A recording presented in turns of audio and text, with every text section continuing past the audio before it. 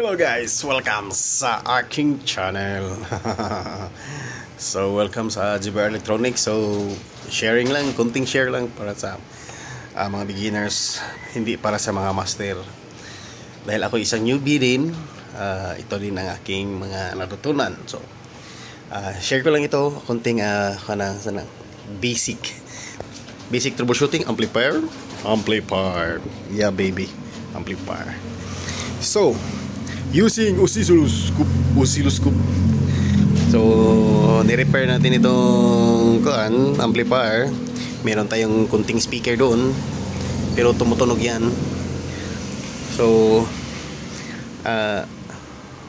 walang output yung amplifier natin. So, may music tayo dito. So, na-testing natin dito sa input. So, meron tayong music dito sa input.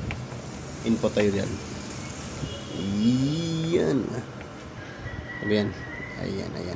Ayan. Oh, so nakadiin na yan. Nag-ground pala yan. Dito, yan. Left and right. So, left and right dito sa baba, left and right sa gitna is ground. So, music, makikita natin merong music.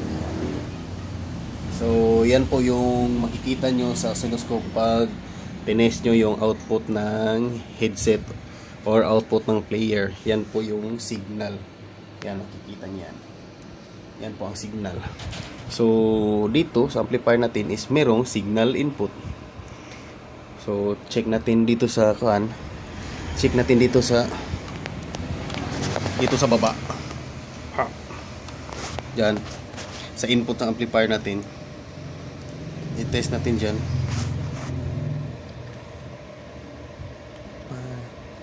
So, ang right yan. So, makikita natin na meron pa rin signal. So, ibig sabihin merong signal na pumapasok sa amplifier natin. At sa kabila naman, sa left, meron din, pero hindi masyado, hindi gaya dito sa right. Baka na yung music natin. Next tayo. Next. Ayan. So, ayan. At igawin natin isinter na para kita yung music.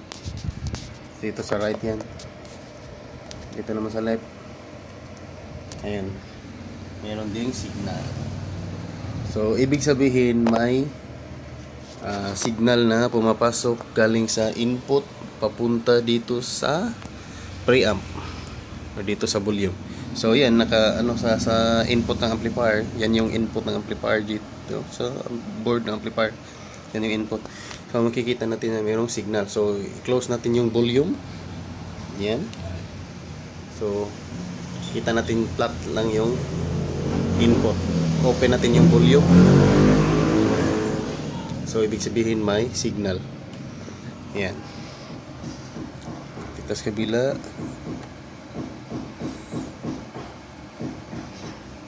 Ayan. May signal pa rin.